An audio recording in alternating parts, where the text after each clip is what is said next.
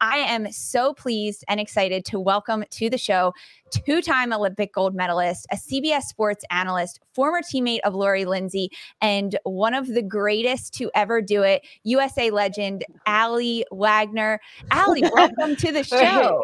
Wait, does that mean I'm a senior citizen as well? If I'm we all are. Lori Lindsey, is that we are totally senior citizens. No one is a senior citizen here. We are so lucky to have you guys with us. Aly, you've been waiting in the wings. I saw you making some faces, some arm gestures about Lori's 23-player roster. I was hoping you were in there. I was yelling so loud, and you could not hear me. It's does the tree make a noise that falls in a forest segment. What? Megan Rapinoe? She's played like 5 minutes this season. What are we talking about here, Lori? Well, because we're handing out placement on rosters for past performances. What's happening right now? Yeah, we are actually, because not everybody has stepped up. All right, listen, go ahead. You tell me.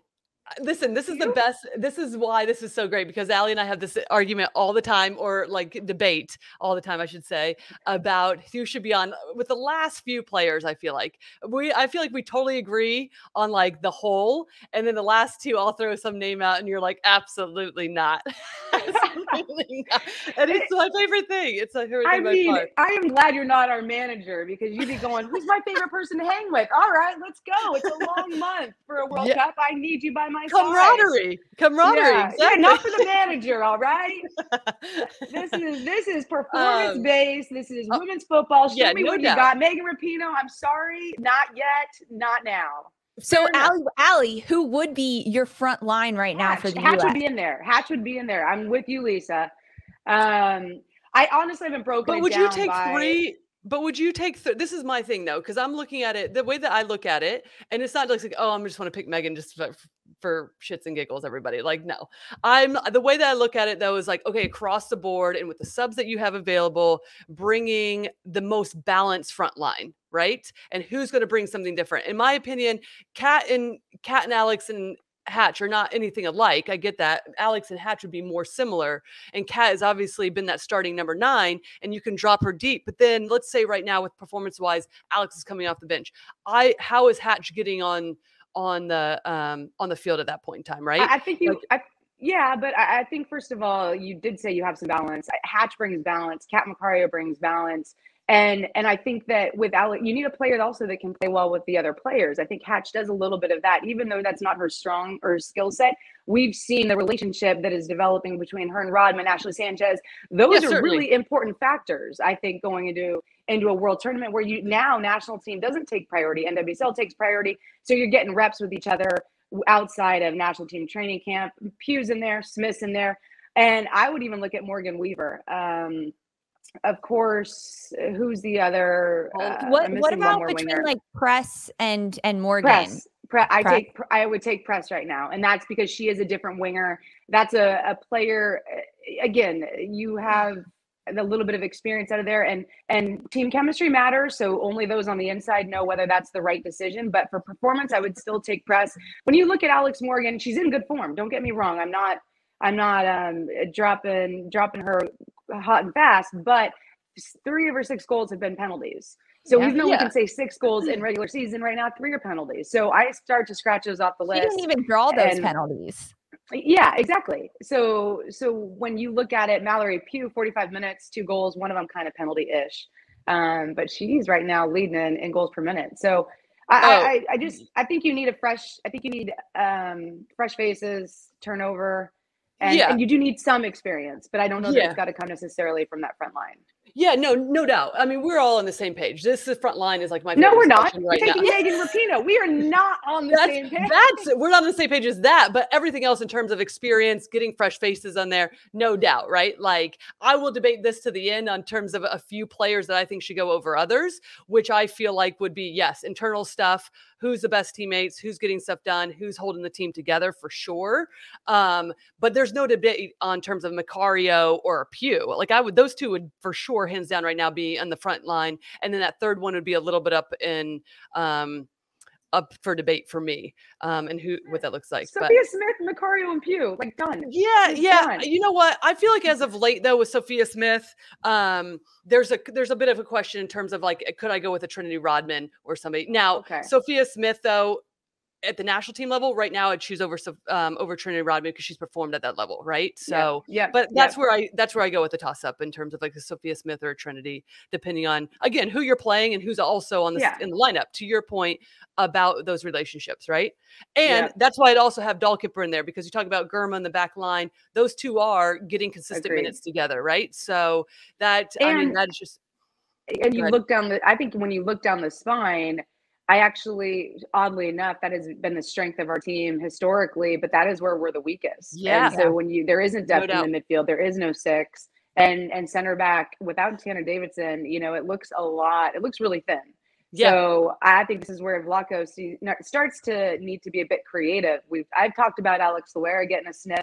Maybe in the 6 role. I know she doesn't have reps under her belt, just getting seasoned NWSL, but players like that, you mentioned Sam Coffey, I'm all for it. I mean, you've got to start bringing in some of these players that maybe you're not certain of, but they need to start getting reps at the national team level. So maybe when the time comes, they are ready. Yeah. So the time coming is June. There's an international window coming up in just a few weeks away. And then when we look even a little bit farther down the road, July is essentially World Cup qualifiers in the CONCACAF W Championship. Are you bringing in players like Sam Coffey, Jalen Howell, Alex Herrera there, Aly? I would bring them in, not roster them. I think this is where you utilize the financial backing you get from US Soccer and have them in training camp and have them go through a qualifying experience. And some of these things should have been done in the past. So we're not talking about it with this next generation. Like this is going to be their first World Cup qualifying experience, but that ship has sailed. So now it's about, I think, starting to look forward towards the future and absolutely getting these people involved in intense environments like qualification. I mean, it's much changed since when we qualified, Lori. Yeah. Oh, yeah, no doubt. I mean, listen, and we saw how that went even in 2010 when it was like, dear God, we might not even qualified. So, I mean, listen, that's what I keep saying on this. There is an interesting aspect to this of like a lot of the players that have performed, to your point, the spine, right? Like I'm going through all these players and looking all over the rosters today and I'm like, listen, there's not like somebody that I would immediately call in that I feel like has grabbed some of these positions, right? Even when you talk about Andy Sullivan. But that's why, to me, even if you're going to bring at this point in time, for whether it's June or in July for qualifiers, you might bring in some extra like older players, senior citizens, everybody, that might not play a ton of minutes. And I think that's fine, but they're at least going to hold the group together for qualifiers, right? And I think that's important right now. That's where I think of a Megan Rapinoe and a Becky Sauerbrunn for sure, right? Yeah, but here's where I'm calling you out on that. It didn't happen at the Olympics. I mean, but listen, hold up. By all accounts, internally, it was not good, and those people were there. So, well, exactly. But my question to that, though, is how many players were not good and how many of the internal ones were trying to hold it together? So that's my only pushback, right, from what I've heard and some things. So I think there are some players that were trying to hold it together, and there's a few more voices that maybe were shaking some things up to say it the best, right? And wouldn't you say it'd be fair to say those players have been included in the rosters? So I think we know who some of those faces were. Yeah, no doubt. So I think that's why I think I line, right? And it's like who knows what this experience is like to at least get the job done, and then the senior citizens can be gone right after qualifying. And so the qualifying roster looks very different compared to the World Cup roster. I wouldn't say very. I think when we say very different, Aly, actually, you're our guest. You answer this first because I'm like over here chit chatting. So you're our guest. The World Cup roster looks very different from the qualifying roster. No, I hope not. Yeah, that's how if you do it right. If you do it right, it should be very similar, and you always have. But this is what I love about the development of the women's game. Think about men's game. The qualifying rosters change dramatically from game to game based on form, based on health. That is how it should be in the women's game. So when we're talking about Megan Rapinoe that hasn't been playing, no, let's move this game forward and let's start to rely on younger faces, players that haven't necessarily been in the trenches yet, and let's give them a platform and say, we believe in you. Now go out there and prove it. I just think this is like the time to go on form, go on health. And I think you start that in the qualification process, especially in one that is rather forgiving in CONCACAF.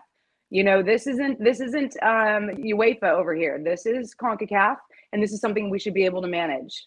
Yeah. Well, okay, 100% across the board. But what I'm saying is because of what you just said a few minutes ago, which is we haven't brought those players in. We've only been playing friendlies against like Uzbekistan, right? And this is very different. Qualifying is very different.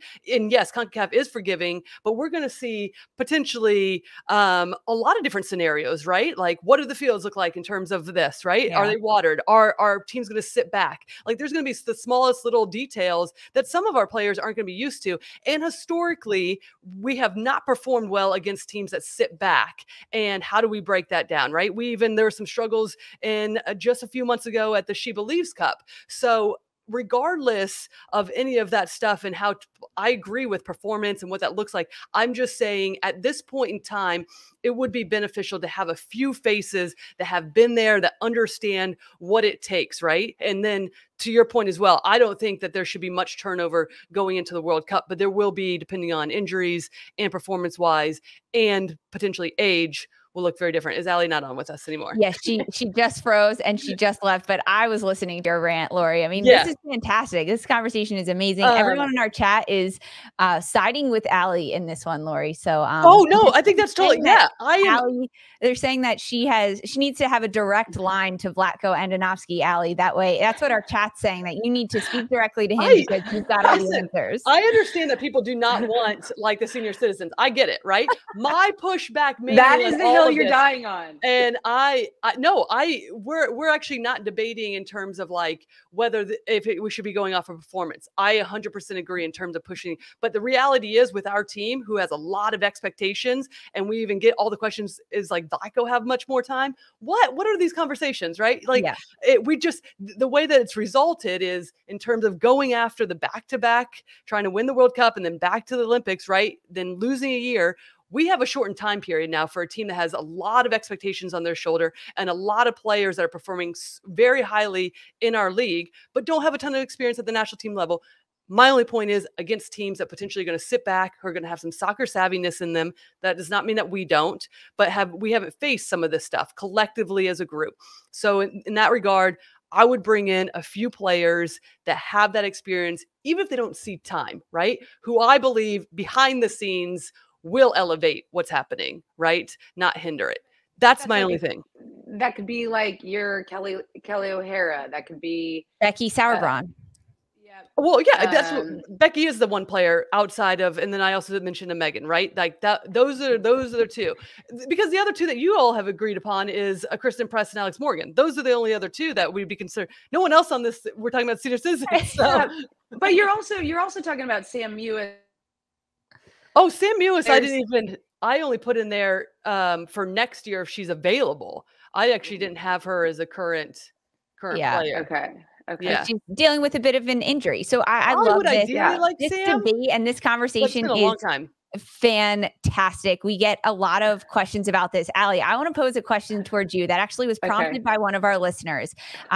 Lori has answered this before. So when you look at the U.S. front line and all of the players for 2022, this year that we're in, who is going to be the leading goal scorer for the USA? And that can be any one of these players that have been called in or not, because we don't know the roster for June yet. But when you look across the board between Press, Morgan, we're going to throw Rapinoe in there. We've got Smith, Pugh, Macario. Who's going to be the Are you talking about international goals? You're talking about league goals across all comps, international and USA goals. Okay. So this is where my answer is going to get a little bit detailed. It depends.